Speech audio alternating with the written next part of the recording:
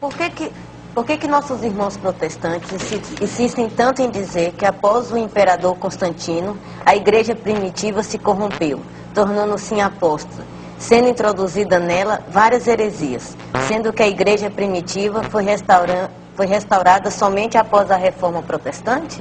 Júnior César faz a pergunta. Veja, o que é que acontece com o protestantismo? Eu peço desculpas da minha falta de temperança na resposta passada, porque sabe que o sangue ferve, né?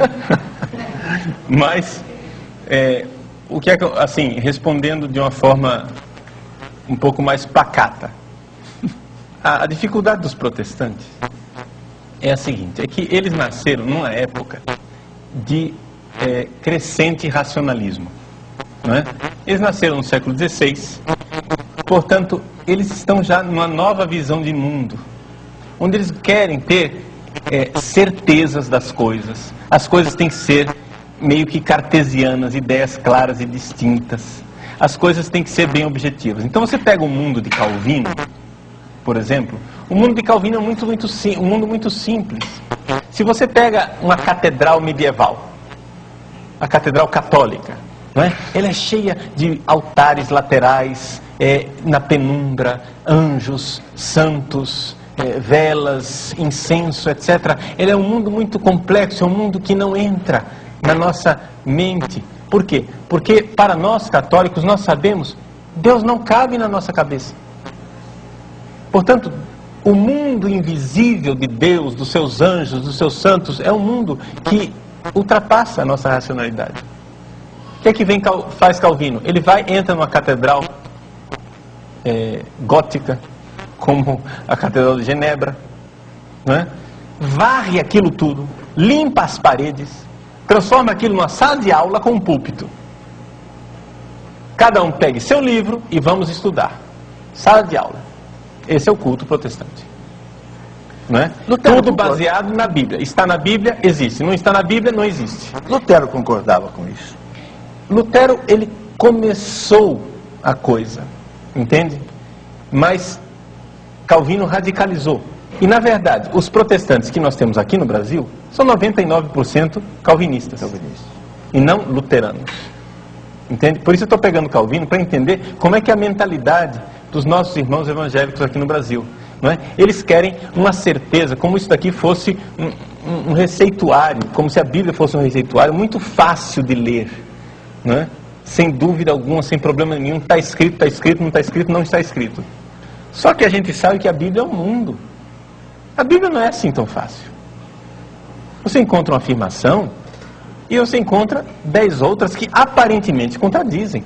Ou você entra primeiro na Igreja de Cristo, forma a sua fé na Igreja de Cristo, e aí você é capaz de ler a Bíblia, ou então a Bíblia vai ser sempre uma faca de dois gumes e vai terminar havendo divisão em cima de divisão, como as igrejas protestantes são divididas. Eles nunca vão entrar de acordo. Todos eles têm a mesma Bíblia, mas nenhum deles entra de acordo. Entende? Então, a grande dificuldade é essa. Esse é o grande problema. Então, eles falam que a Igreja Católica é o cristianismo paganizado, né? Que se paganizou a partir de Constantino. Mas isso daqui não tem fundamento nenhum. Ah, porque veja só, a liturgia de vocês é a liturgia dos sacerdotes pagãos, é a liturgia, vocês usam insígnias dos imperadores romanos, e tudo isso é paganismo. Como se, ou seja, para você que é católico que está assistindo, para a visão dos evangélicos calvinistas, é como se nós fôssemos uma espécie de sincretismo religioso, como é a macumba. Entendeu? Ou seja, um negócio que era cristão, mas aí misturou com orixás, com divindades pagãs. É essa ideia que eles têm do catolicismo. Que nós somos sincretistas. Pois bem, por que é que nós não somos sincretistas? Nós não somos sincretistas porque o nosso manual de liturgia não são os cultos pagãos. Nosso manual de liturgia é o Apocalipse. Vai lá, abre, meu irmão. Está lá, incenso, túnica branca, altares, tudo isso está no Apocalipse. Esse é o nosso manual de liturgia. Depois outra coisa, antes que houvesse Bíblia canonizada no Novo Testamento, os 27 livros, nós já tínhamos o nosso culto cristão. Vá às catacumbas, por exemplo. Você visita lá na catacumba de São Sebastião, em Roma. Você vai nas catacumbas de São Sebastião, está lá. Tem grafites dos primeiríssimos cristãos escrevendo lá: Pedro e Paulo, reze por fulano.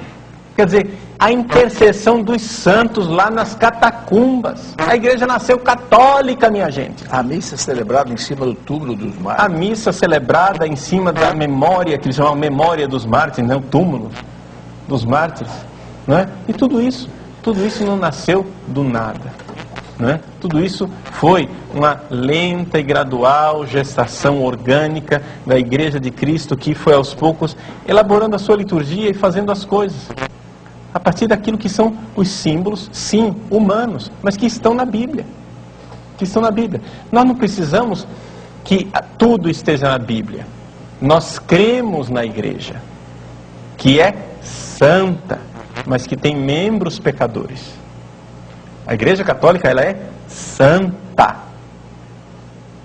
E diria mais, para você entender a palavra santa, a igreja é imaculada, sem nenhum pecado. Como? Esse bando de pedófilos aí dizer que a igreja é sem pecado. Veja, quando eu peco, né? Eu me confesso. Os padres também se confessam. Não sei se você evangélico protestante está assistindo, você não sabe disso. Nós católicos não temos nenhuma ilusão de que os padres pecam. Aliás, o Papa também peca, o Papa também se confessa. Não é? E todos nós somos pecadores. Nós não estamos negando isso.